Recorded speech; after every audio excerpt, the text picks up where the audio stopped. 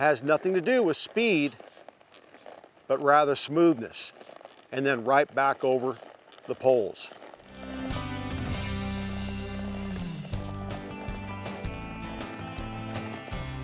When you start working at Cowboy Dressage, you'll see the importance of our horses crossing over these ground poles. This is something that my horses have not done very much. They're going to need some more practice at it. Cool. Then in the particular test that I did last fall, there was a call for a turn on the forehand and then a turn on the hindquarters.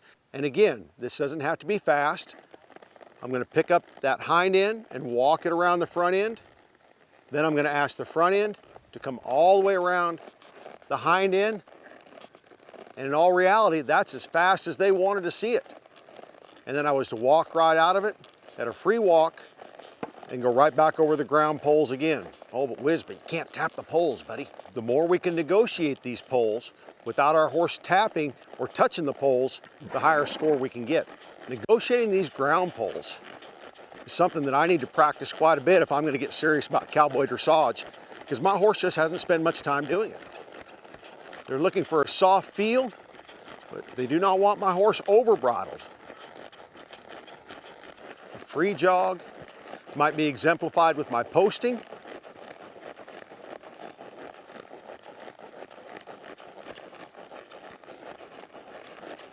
Riding with focus, looking where I want to go. Shoot this straight line right across these poles.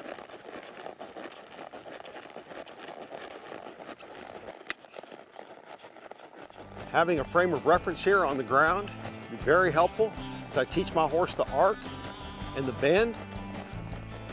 Stepping around here, anybody can walk around in a circle. That's not the question in Cowboy Dressage. The question is, how do you walk around in that circle?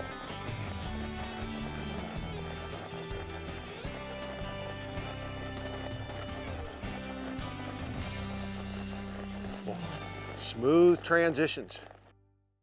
Cowboy Dressage is not necessarily for the adrenaline junkie, but if you're concerned about quality horsemanship and refinement and developing a quality relationship with your horse, could be something you'd want to check out. And even my cow horses coming out here in this dressage court is helpful for them to realize they can go in and do some of these intricate things without just zipping around 30 miles an hour. Richard, Dave, we all facing the same dilemma sometime with people who have a hard time to understand a bend. A bend is really a straight line, because if you open your bend, you're going straight. If you want to make a bend, you need to round your straight line. So I'm always say, what is a bend? A bend is when the head and the tail pointing to the same direction. Okay. Yes. Meaning that you're shortening the inside of the horse, you're lengthening the outside of the horse. Octagon, or the box, it's a beautiful tool to teach a horse to bend. Matter of fact, if you go back to the classical riding, Yes. how they teach a horse to bend? They're riding against the wall. Okay? He had no choice, he got to go left or right, he needs to bend. And they just try to consistently emphasize that that's what it is. You got to bend, you got to follow the bend. So what do we want to do? We bring him inside that box here, and we teach them that he needs to stay inside the box to stay in a bend. Let me show you how I like to see it be done. And I can do the two hands, one hand. I start with two, that my inside rein is creating the bend. The outside rein is really either supporting the outside shoulder or either maybe sometimes pulling the weight toward the outside. But once I create that, okay, the rest of it is going forward. And I go as close as I can toward the end of the octagon, because that's a circle inside the box, okay? Now, if you guys step out a little bit, just take about 2 steps back, and I'm going to take him out of the box, okay? But I'm still creating the same bend. The difference will be now, look at my outside leg. My outside leg is going to run way back, okay? And that's to keep the hunches from drifting to the outside.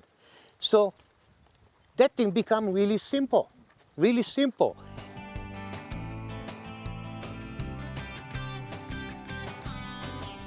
Eitan, this has been a great day. It's been like a family reunion to have so many of